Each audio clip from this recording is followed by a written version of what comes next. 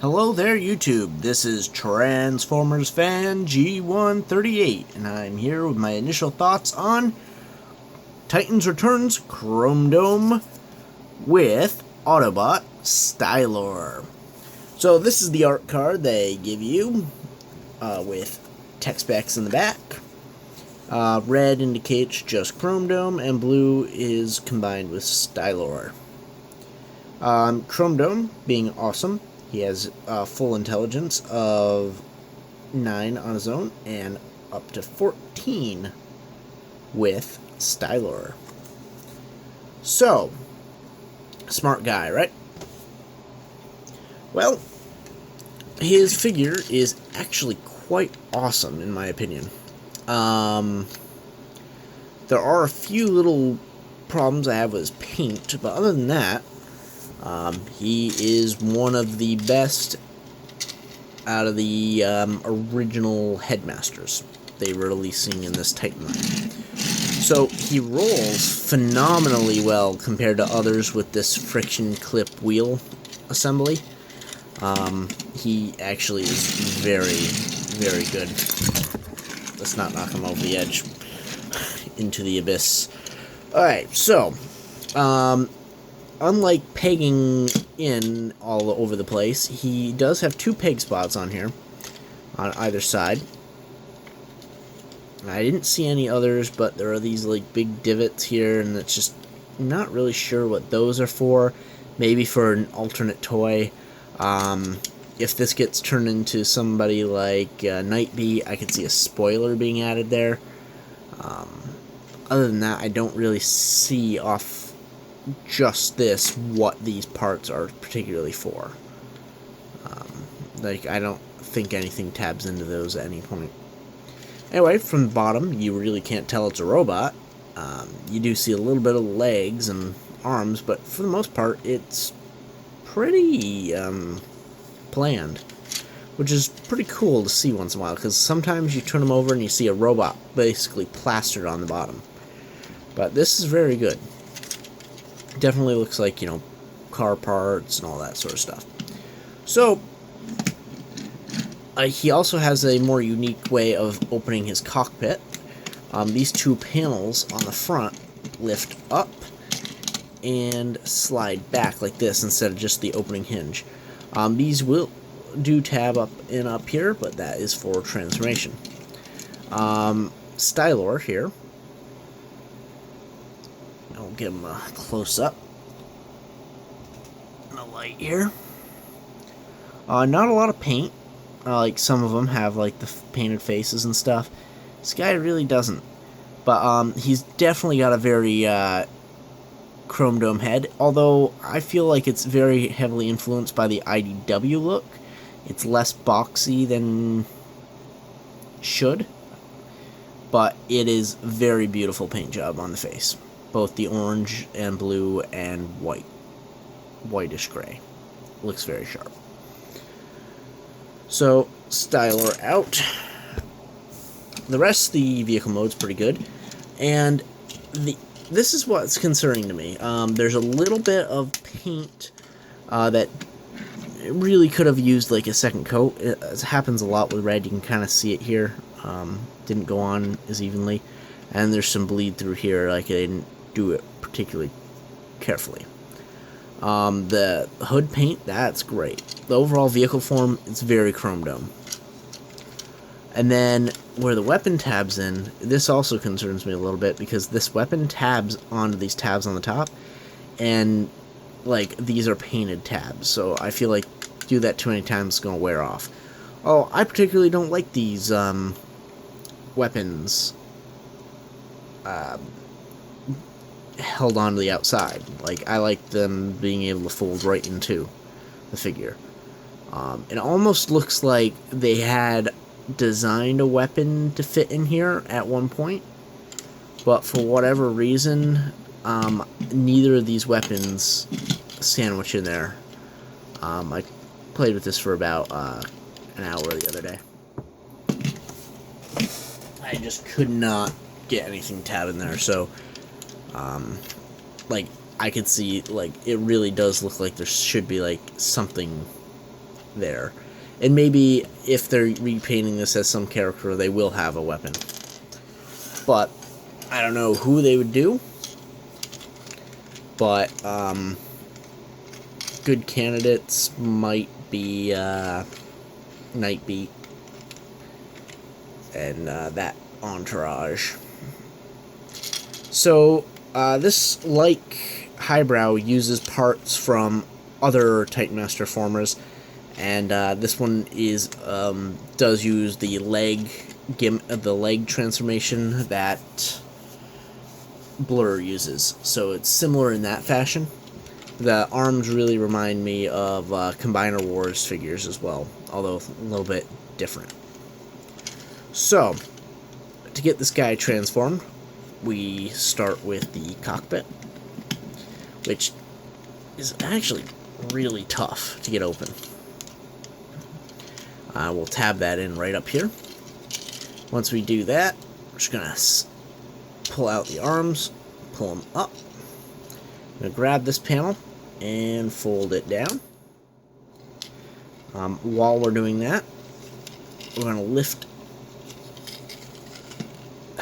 untab basically everything. There we go. Lift these sideways out of the way. So that's where you get the Blur type transformation from, the way these legs fold. Although they are more sealed in than Blur's. And these feet, you just kind of like tab out. Now they look tiny, but you actually get the whole width of the leg. So at this point, you have a standing car. Just do a little bit of adjustment here. And we'll just spin this around. Tab in the chest plate. Take this whole back panel and untab it. That one's a tough one. Tabs into each of the shoulders here.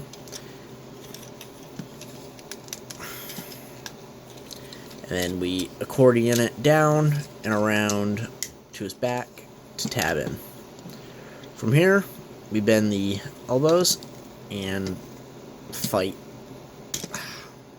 with the hands. And now this is the whole arm assembly on this guy is very reminiscent of Combiner Wars, some of the cars, specifically Streetwise. Just the whole way the arm is designed and the ratcheted arms. I feel like the same guy was designed, or the design was heavily recycled. And there you have his robot mode. Except for the head. Which, we just take this, make sure the arms are flat, fold this up, and then tab in to the socket.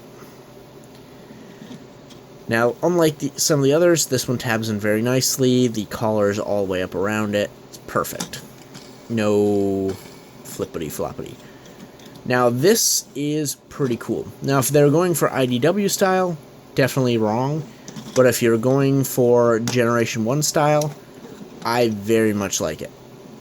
Now, I kind of like this backpack a little further back like this, because otherwise the wheels look like they're in his armpits. But officially, that is how you do it.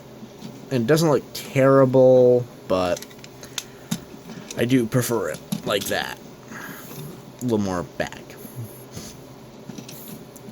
I would also like this a little less broad-shouldered, but he definitely has the heroic kid Autobot young leader look that they went with the Japanese line back in the day. So, as far as a classics figure, it is awesome. This is definitely Chromedome through and through.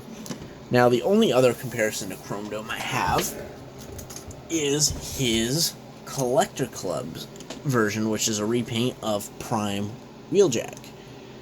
Now, this one is more designed to look like IDW with the long, lengthy arms down to his knees and the wheels up on his shoulders. Definitely more IDW than this guy, although I do like this guy's head. But, that being said, G1 is a little taller. No, new guy is a little taller. And Collectors Club, it definitely has more of the IDW vibe, which I'm extremely happy with because I do have my Crew of the Lost Light shelf and I do have my Japanese Headmaster shelf, and I really didn't want to split them up. So this guy remains with Lost Light and Rewind, and this guy remains Heroic Kid Autobot at the feet of Fortress Maximus. More, yeah. And I say kid robot, I'm like, he just acted more immature than the rest, although he was very brave through and through. Overall, not my favorite color scheme, not even one of my favorite characters, but overall, this definitely screams Chromedome. And if you're a fan of Headmasters, get it, get it, get it, get it. This is a worthwhile Target Master. There's very little wrong with him. Just the tiny paint things I showed you on the roof of the car, which if you keep in robot mode, you don't even see. So, I do like the fact that they cured Blur's thing here. So, they reused the same transformation gimmick as Blur, but totally different. Except for the weapon. The weapon is the same as Blur. Blur has this painted, but it's the same exact weapon. His secondary weapon, though, is different. This is new. It's weird looking, and I probably won't use this one. I'm probably going to use this one either. Because I honestly don't recall him using a gun too often. Even, like, I just don't. I don't know if he did or not, but I definitely think he was more of a fist fighter than anything. Anyway, that is Chromedome. I hope you enjoyed. Thanks for watching. If you have any comments, questions, concerns, please post a comment down below and I will get back to you. Until then, I don't really have anything to say there. But until then, enjoy.